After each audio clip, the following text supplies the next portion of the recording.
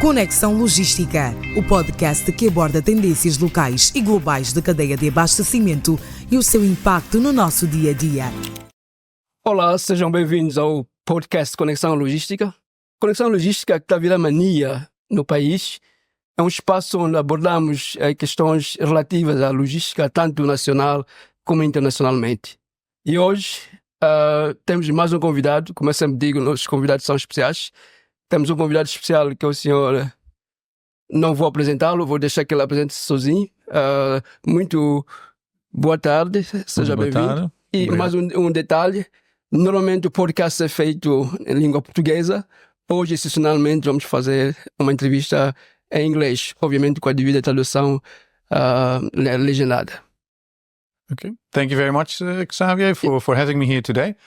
First of all, congratulations on doing this podcast. I think it's a great initiative to share with the people in Angola about any logistical opportunities, as well as things that we can work on together as well as a country. My name is Nils. We've been actually former colleagues. That's how we know each other. In another life. Yeah. In another life, exactly. I'm currently working as the CFO for Sogester since August 2022. And before that, I worked for Svitzer, which is a towage company where I've done various roles in, also in Angola as well as in Dubai. I live in Angola happily with my wife, as well as my dog. And one of the passions of mine to do here locally is actually running.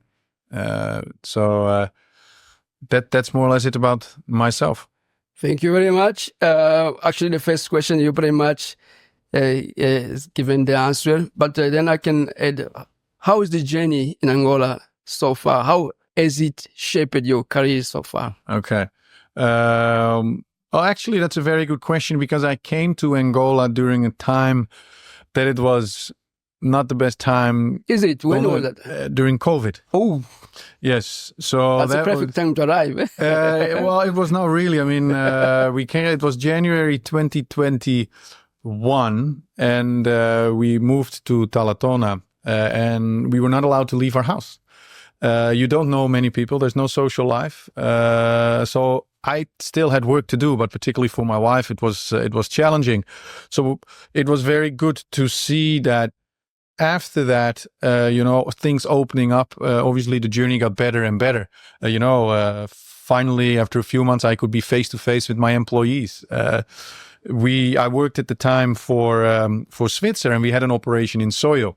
So to see the people there, I had to do quarantine, which was 5 to 10 days. So to build a relationship with people there was not easy. To see then where we are today, now I can experience Angola the way people have told me about Angola, and it's actually very rewarding. It's definitely a different culture than it is where I'm from. I'm from the Netherlands. But that makes it a fantastic learning curve. And I'm actually very much enjoying working as well as living here. Oh, fantastic, Nils. Yeah. You are a little bit ahead of my my questionnaire. So that actually I was about asking what the experience of living in Angola and I appreciate the heads up. Now that we know a bit more about Nils, is Dutch, has been here for quite how many years now? Going into going into the fifth year. Wow. Yeah, almost becoming an Angolan. Yeah, still, I still must say that I have to work on my Portuguese language skills. So I apologize in advance to the people, but it's in the works. Yeah, sure, appreciate that. Supply chain has become even more strategic for many organizations. I'm just wondering why procurement is underfinanced. Mm-hmm. Which department you lead? Yeah, it's a good question, and to me that fit under finance makes a lot of sense. Also in an organization like where I'm working for, like Sogester. I mean, first of all, finance, procurement, where do you think about cost control? Right? Particularly... and you're good in controlling. That are your words, not mine. But it's very important, in a large organizations that, there is a control in costs. And as we know in Angola, prices can vary a lot between suppliers, whether it's overseas or domestically. So having that under the finance team, having people that are experienced with understanding, where not just purchasing, but really supply chain, to find the best price and best quality is very key. Another thing that I feel is important why procurement is under finance, and that's more the looking ahead. It's the budgeting, right? Yes. How do we incorporate future needs into our budget? Where can we look for optimization, right? Where can we find cost savings? Where can we group things under one supplier? You name it. There's so many possibilities. Avoidance, yeah. And that's probably, maybe a third point, and that's compliance. One of the other tasks of the procurement team is to scan suppliers. Right, whether they fit the the code of conduct of the company, that they are a reliable supplier, that they say they are. So that all taken together, it is a very logical fit to have procurement under finance. For sure, yeah. I will refine this questioning. So how does Sogester integrate procurement strategy with the company overall financial objectives? The financial objectives, obviously we look at costs specifically in areas. So for that, procurement comes in after I've said, so I give you an example. After I sit with the technical team will always give you a nice wish list. They want everything and they need everything today. Procurement comes in and tries to condense that into, together with support from the finance team, to condense that into something that is probably a bit more realistic, asks the right questions, and also finds ways to optimize that. So in that way, we have a lot of interaction, between the various the various departments. The other things that we do in Sogester is our finance system that we use integrates both procurement as well as finance. Yes. So in one system, I have access to anything on the level of costs, supplier level, whether it's local, overseas, you name it. So it's easy to get an immediate overview of what's going on and where things are going well and where things are not going well. Yeah, imagine many people are watching this podcast and they want to become suppliers for Sogester. What are the process? What are steps they need to follow in order to be qualified as a Sogester supplier? I guess the most important thing first is to introduce yourself, and the best introduction I would say is not by email. Probably it helps, but it's face to face. Indeed, try to get a face-to-face meeting. Are you always available to receive? We are available as procurement team. We are available. Obviously, you have to see if it's in the category where we're looking for new suppliers, whether it's critical materials. But we're always open for that. And if we feel that there is a good fit, and we want to try something out, then the process to register, it's a straightforward registration form that is not complicated. And I think most of the companies are used dealing with standard process. Correct. And I can say as Sogester, we because of the integrated system between procurement and finance, we are a good payer. Okay. Yeah, we adhere to payment terms. If we can, we pay even earlier, which I think in the current markets, well, anywhere you are, but particularly in Angola, it's important. Cash flow, it's key for for our suppliers. Yeah, just thinking when what comes to my mind when I think about Sogester is a lot of containers movement. Absolutely, yeah. In and out. What is a perfect day for professional in procurement department you lead? A perfect day. I guess it depends on the, we have various roles within the procurement department.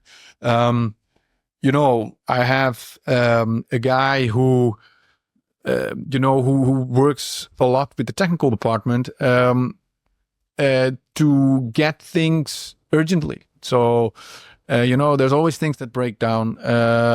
There's always the shop in Viana. Oh, you need to go to Patriota. Or you need to. So if he is able to do his job and get our technical team, the spares they need within 24, 48 hours, he's done a good job. He's done what he had to do. Then we have. When we receive, our goods, when we receive, we move containers, but we also receive containers with goods, that are shipped from outside. So if my procurement team, together with the technical team, has received a container, has done, the checks with the, with the bill of lading, if everything is there on the invoice, is it aligned with the purchase order? Can we close it? If we follow process, that's a good day. And why am I saying that? Because it makes our life easier afterwards. Yeah. Because if you look the way Sogester was operating a couple of years ago, it was a lot of paperwork. It was a lot of things that were not visible to the management. Because we didn't have one system. Yeah, we're gonna come to the system in a bit. For now, in terms of KPIs within Sogester for procurement, what are the most 2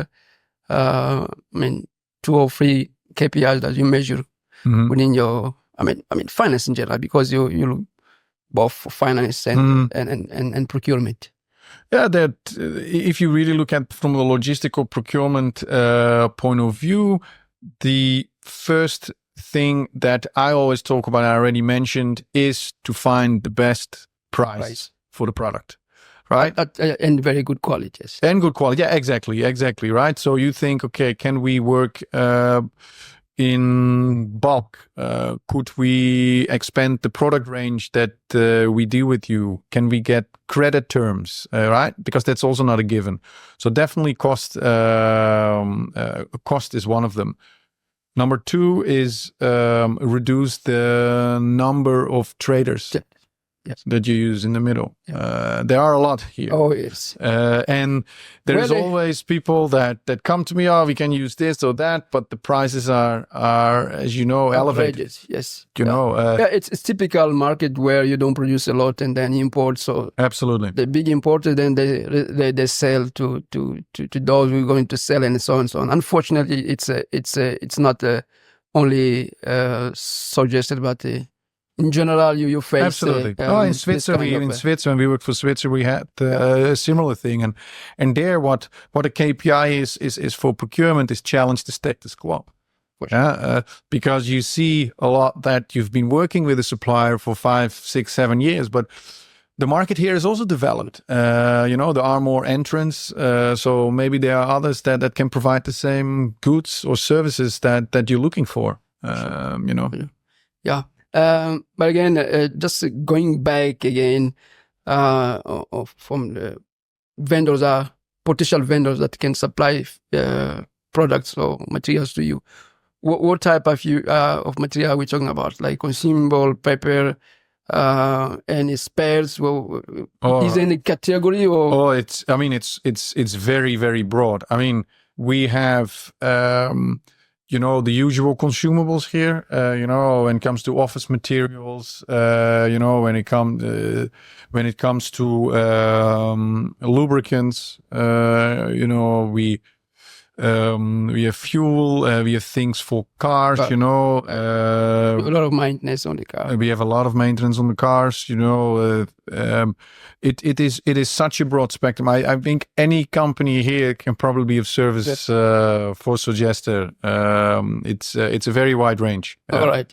So now getting back to this technology questioning, I said, how does Sogester use technology to improve financial and procurement process? Mm-hmm. So one of the policies that I introduced when I joined, because I thought it was very important, because it linked to also the one system, is a no PO, no pay policy. You're familiar with that as well from our days in Svitzer, because if you don't have that, you have uncontrollable spend. But in order for us to here Sogester to manage this, we need to have a system that integrated that from A to Z. So we have a system called IFS, which is used by many companies. For instance, Maersk, APMT are using it. And what does it do? When there is a need for a certain product, the requisitioner, in this case, the owner of who needs the product, the cost center, cost center raises the request. Yes. That will go to procurement's desk, who needs to, depending on either needs to send out an RFQ or just find directly with existing suppliers. That goes through an approval process, right? That is approved after it's raised by the cost center, it comes into the workflow, and then it goes to, depending on, the type of product, who needs to approve that. But it's always signed off by the senior management. Okay.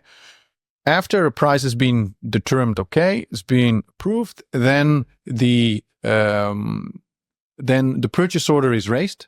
But when the purchase order is raised, it comes also through another approval workflow, and finance is always there. Oh. Right, finance, and that in that case is myself. We verify, of course, price, whether that makes sense, if the purchase order is raised correctly, and then particularly if it's raised into the correct cost accounts, inventory, to avoid any mismatches. The system then, then it's been approved, it's released, we send it to the supplier. Once the goods are received, obviously the cost center owner receives the goods, checks if it's all okay, and closes the PO. And here it becomes very critical, because now the next step is payment. Oh, yes. Right? And the system here, where we had problems with here, we often paid suppliers twice, or we didn't pay because we had a PO, and that then was paid, and then an invoice was sent, and then it was not related to the PO, and there was a lot of confusion. So what do we have now in place with this system is that the PO is there, then the invoice linked to that PO is matched with the PO. In that way, we match it. So I can see in my system, when it comes to myself for approval, these costs have already been approved as part of the PO. This invoice is in line with the PO in terms of cost. This is okay. And the invoice goes through the workflow and will then be paid by my accounts payable team accordingly. So there you see the link from, say, a cost center owner like technical, going to procurement, going through approval workflow in the system, all the way till the end of making payment. Ensuring there's complete visibility in one place. Absolutely. That's how a normal company should. Correct. But one thing is to have the system in place, and two is to adhere to it. The system was in place before, and it was either sometimes not adhered to it, or we used it incorrectly. But now it's working like clockwork, and it makes our lives much easier. And that's triggering me to the next question on the people. You see, I've had a lot of comments and conversation on we as Angolan. The baseline, the foundation, those entry functions, people are not well trained.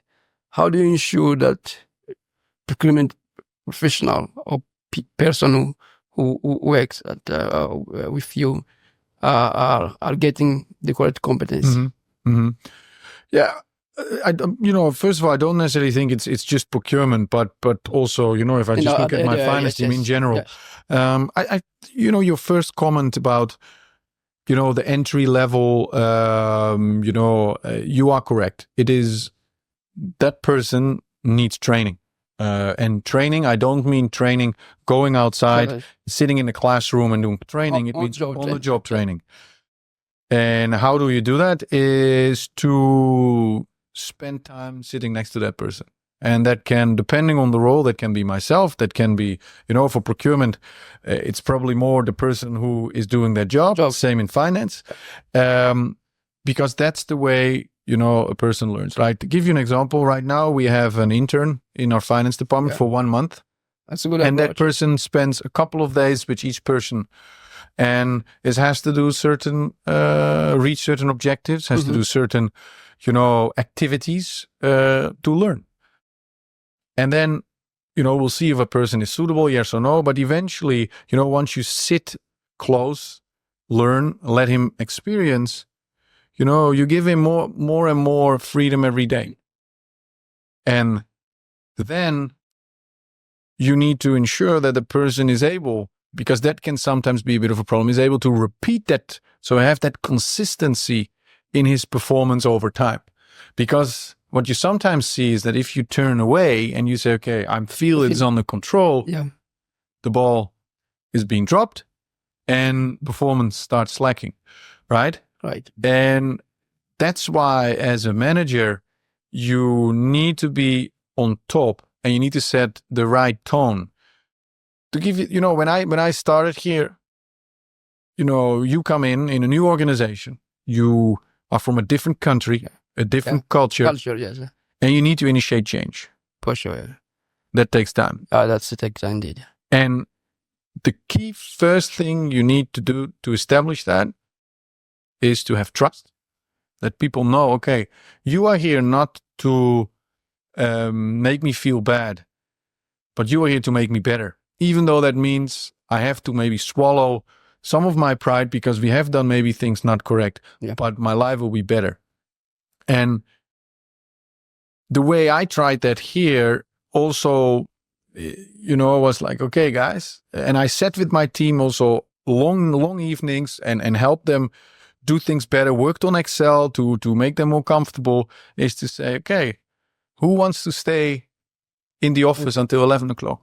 You don't want. You want to be with your family. For sure. So I want you to be with your family. I want you to be able to go home at 5. Yes, and now, quality of life. And now you're in the office at 5 o'clock, empty. Also, my team, they can go home. And if everything is done that needs to be done, then I'm okay. And okay. Right. So fantastic. When it comes to when you look to the surrounding of Sogester, you see a lot of people in need. The country experienced a lot of constraint on several needs that I don't need to name them. But how does not does I'll rephrase it. What are Sogester's priorities in terms of sustainability and social responsibility? Yeah, very good question. When it comes to social responsibility, we actually have dedicated people who are part of our charity team. I've seen some publication in I think in LinkedIn on. It's on post on LinkedIn. We actually also have our own magazine that comes out every quarter. But besides, having the publicity, it's important that you try to do what matters. And we do various things. One is we have built a school. We've built a school. We've also provided laptops. And we're still supporting that school until today. We're also having, one of the basic needs in Angola is medical care. And there's a lot of complicated, diseases, etc., that cannot be solved here in Angola. So every year we send about 20 to 30, sometimes even more, people, usually children, in need of surgery to Germany. Yes, and these people are, sometimes they stay there for 6 months. I've met children who speak German now here, which is a fantastic, initiative. We keep on trying to be, to be visible in the community, not for the sake of it looks good for Sogester, because we have the capability as important company, visible company, to provide that to the people, because you're absolutely right, there is a need. If we look at Sogester's own employees, right, we also ensure that they have good medical care, right, not only for themselves but also for their family members, their spouse. For sure. We provide them a meal here in the office, right? Because those things matter. You need loyal people, and at the moment in the country, it's not easy. It's not easy for everyone. So we try to do as Sogester what we can. Thank you, Renard. For me, it was surprising, and it's good that when company like Sogester are involved in the social corporate responsibility, I mean, they care about the community where they are inserted. That's good. Mm-hmm. But what do you like the most in Angola? The most? Beer is very cheap. Oh, yeah. Some kukas is, that helps. No. Yeah. Jokes on the side. Yes. You get used to the weather. I have a dog at home, which I like to walk on the beach. You don't have to think what to wear. Shorts are always good. Opposite to where you come from? In the Netherlands now, it's the days are short. It's dark. It's this weather that's not cold. It's not warm. It's windy. It's rain. It's useless weather. Here we saw rain today, but the temperature is still good. Always. Angola in Africa is a very unique country. It is. I think maybe the picture that people have from outside is not as how I would describe it to people living here 4 years. I will be much more positive. Yeah. It is. You have to be careful. Yes. Is it unsafe? I would say no. You just have to be careful, but it doesn't matter where you are. In the world, in which big city, you have to be careful. Yeah. There are plenty of things to see. It's a beautiful country. You can get in your car and you can drive for a bit, and there are beautiful things to see. Absolutely, no. Yeah. And the food. Me and my wife enjoy going out for dinner, explore restaurants, write reviews, and there's plenty of options to go for. Fantastic. Yeah. The whole idea of Conexão Logística is not only to give visibility to professionals who are somehow exposed to supply chain in general, but also to inspire young boys or girls to embrace this, I call it fascinating journey in logistics. What type of advice will you give to the young people eager to join our mission? Yeah. Well, let me ask you, what is one of your, because you are a logistics expert, what is one of the biggest, the main things you hear from, frustration you have from suppliers, or what comes to you that how you set yourself apart? Man, I try to. There's a lot of bottlenecks when you look to the chain of supply chain. So what normally we do a planning beforehand, try to anticipate the problems, and always to be one step in front before the problems appear. So that's the approach I have day to day. Yeah, I agree 100%. You need to be one step ahead. And, a key thing on top of that is how do you differentiate yourself from the rest? Because, if you are in a logistics profession, how can I do things differently, better, faster, cheaper than someone else? And for that, you need to take on new ideas. If you look at today's world, AI is the new. Oh yes. If you don't incorporate then artificial intelligence in your procurement journey, very soon, you're out. You'll be completely out of. Yeah, because in that way you can be one step ahead, right? Yeah. So training yourself is another. Training yourself, and you need to be,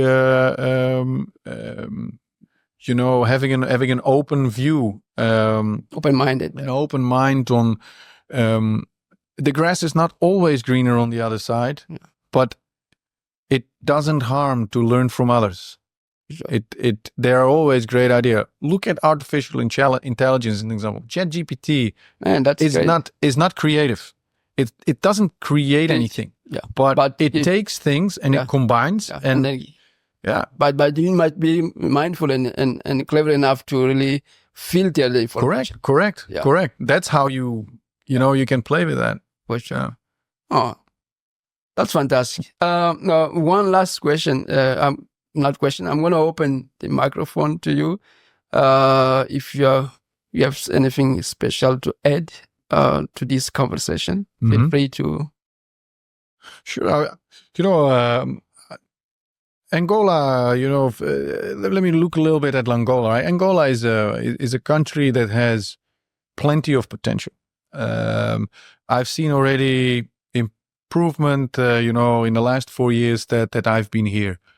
I don't know how long I'm going to stay here. You are free to say. But I have high hopes. I have really high hopes that, if I come back in 10 years, with all the things that are currently happening with the Lobito corridor, there is more,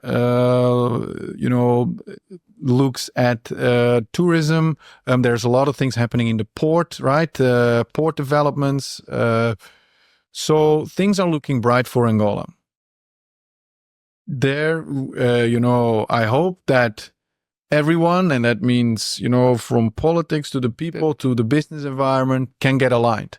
Because one of the things that is still difficult in Angola is sometimes, the uncertainty in say the inflation, exchange rate. So I hope that these things can get under control, because then Angola can be really, a place where business is flourishing. Okay. And also in logistics, because Angola can be, with the new airport, can be connected properly. Yeah, that's it slipped my mind. I was about questioning. Have you visited a new international airport? No, I've not. You should. I've heard. I mean, I've not been there, but I'm sure next year, we all have to, right? So there's no other way around. I hear good things. And otherwise, I hope that what we are gonna see, in the logistic space, for Sogester, that because if Sogester is performing well, that means there are things flowing to the country. The economy is booming, and that's what we all want to see. Absolutely. Just going back, and I'm sorry. No, please. Although, so how many facilities you have or base in Angola? Are you also in Luanda? You're in different locations, and correct. Also out of Luanda. Yeah. I can briefly describe it. So we have, obviously, here in Boa Vista, we have the main terminal. Okay. Where we serve the container ships and unload and load the cargo. Yeah. How it works is that, of course, the clients can pick up the containers here, but due to one, space limitations, when it can get busy, and two, we to limit or to make it sometimes even easier for the client to pick up their containers, we also have 2 container depots, one in Viana and one in Panguila. Panguila, okay. Yeah. We also now have scanners there, right, which is necessary from an AGT point of view. And early next year in January, we will also have a scanner here in Boa Vista, which is very important for our customers. Then outside of Luanda, we also operate a terminal in Amip. Do you say same scope? It's a bit different. Okay. Yes, it is a container port. However, there the focus is more on export and largely granite. Oh. So there's a lot of granite companies that are being exported to China. That's either done on in containers via container vessels, but sometimes it's also with general cargo. Because Amip is not on the way, so there's not always enough containers there, empty containers to do the shipments. It's a smaller terminal, obviously, than here in Luanda, but a very interesting operation nonetheless. Yeah. But decarbonization is something that you are worried about in Sogester, or not really? No, it is very. It is definitely on our minds, but this is not something that Sogester can do by itself. Here we collaborate with, mainly the port of Luanda. Yeah. Just to give you some perspective, we do not have electricity in the port. No. This means that the reefers that you're seeing in our terminal are ran on generators, which is diesel, right? Ooh. The positive thing, though, is that the port, we're currently building a substation electricity to serve electricity to the port. Dedicated for the various terminals here. So there is progress, which is very positive. On the other hand, we have moved. We are always looking at do things smarter and different. To have electric, we've looked at the way of maybe having electric vehicles here. It is something that probably is going to come, but don't think it's the right time at the moment. But it's something that becomes more and more important, when the years goes by. Yeah. That's good. Well, Nils, we appreciate your time. It's almost 7 p.m. Okay. For us, Conexão Logística will probably be the last interview of the year. So wishing you Merry Christmas and Happy New Year to your wife and the dog. Thank you. And same to you and the family. And hopefully we see each other in the next time. Absolutely. No, thanks for having me, Xavier. And please continue this initiative. It's very good to have people know more about this very interesting field.